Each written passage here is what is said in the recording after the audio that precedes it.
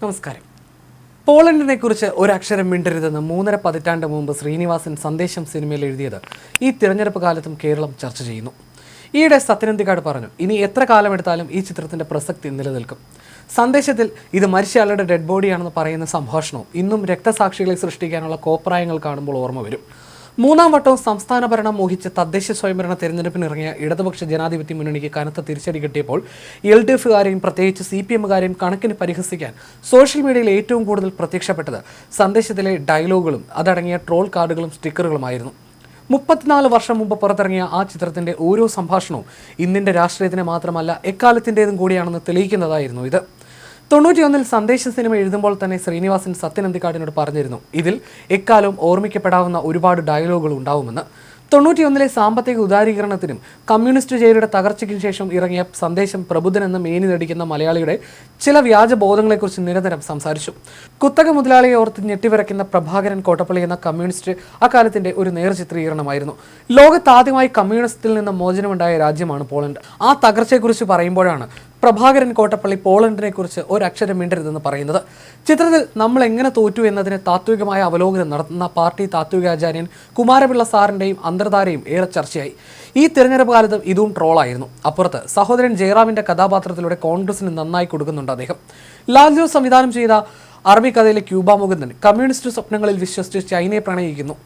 Coca Cola കുടിക്കാത്ത Mukundan ഒടുവിൽ Gulf രാജ്യത്തിലെത്തി. പാർട്ടികൾ തന്നെ വഞ്ചിക്കപ്പെടുന്ന കഥയും മലയാളികൾക്ക് എളുപ്പത്തിൽ റിലേറ്റ് ചെയ്യാൻ പറ്റുന്നതാണ്. വരവേൽപ്പ് എന്ന സിനിമയിലൂടെ ശ്രീനിവാസൻ ഒരു സാധാരണ ബസ് ഉടമയെ എങ്ങനെ മലയാളികൾ ബൂർഷ്യാകുന്നുവെന്ന് കൃത്യമായി പറഞ്ഞു വെക്കുന്നു. നാട്ടിൽ ഒരു ചെറിയ വ്യവസായം തുടങ്ങി 10 പേർക്ക് തൊഴിൽ കൊടുക്കണം എന്നാഗ്രഹിക്കുന്ന ഒരു മലയാളിയെ ഈ സമൂഹം എങ്ങനെ കുത്തുവാള എടുപ്പിക്കുന്നുവെന്നും ആ ചിത്രം വ്യക്തമാക്കുന്നു. പിന്നീട് ഇന്ത്യൻ പ്രധാനമന്ത്രി വാജ്പേയി കേരളത്തിലെത്തിയപ്പോൾ ഉദ്ധരിച്ച കഥകളിലൊന്നും ഇതുതന്നെ. സംശയരോഗവും അപകർഷതാബോധവുമുള്ള തളത്തിൽ ദിനേശൻ എന്ന വടക്കുനോക്കി യന്ത്രത്തിലെ നായകനെ നാം ഒരുപാടെടുത്ത് കണ്ടിരിക്കണം. നാടോടിക്കാറ്റിലെ ദാസനെയും വിജയനെയും പോലും ഏഴാംകൂലികളുടെ കണ്ണീരിൽ ചാലിച്ച നർമ്മം. നാടോടിക്കാറ്റിലെ ദാസനെയും വിജയനെയും പോലും ഏഴാംകൂലികളുടെ കണ്ണീരിൽ ചാലിച്ച നർമ്മം 80കളുടെ മലയാളി ജീവിതം കൂടിയായിരുന്നു. പ്രീ ഡിഗ്രി അത്ര മോശം ഡിഗ്രി അല്ല എന്ന് നാടോടിക്കാറ്റിലെ സംഭാഷണം ഇന്നും ബ്ലാക്ക് ഹ്യൂമറിൽ നമ്പർ 1 ആണ്.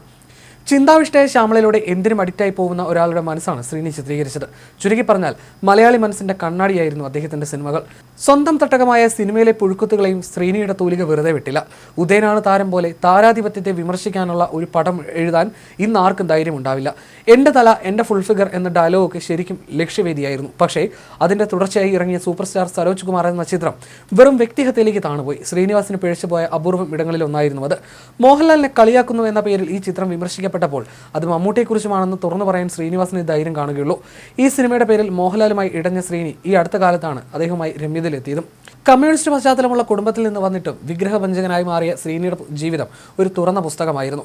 മുൻ മുഖ്യമന്ത്രി നായനാരുടെ അതേ റോളാണ് ശ്രീനിവാസൻ എന്ന് പറയുന്നവരുണ്ട്. നായനാർക്ക് എന്തും പറയാനുള്ള ലൈസൻസ് ഉണ്ട്. അതുപോലെ ശ്രീനിവാസനും ആരെയും വിമർശിക്കാൻ കഴിയും. മമ്മൂട്ടിക്ക് പോലും ശ്രീനിവാസന്റെ വിമർശനങ്ങളിൽ പരിഭവം ഉണ്ടായിരുന്നില്ല. അഴകിയ രാവണനിലെ കഥാപാത്രത്തിന് മമ്മൂട്ടിയുമായി സാമ്യമുണ്ടെന്നൊക്കെ ശ്രീനിവാസൻ ഒരിക്കൽ തുറന്നടിച്ചിരുന്നു. അതുപോലെ രാഷ്ട്രീയ അസംബന്ധങ്ങളെയും അദ്ദേഹം നിരന്തരം വിചാരണ ചെയ്തിരുന്നു.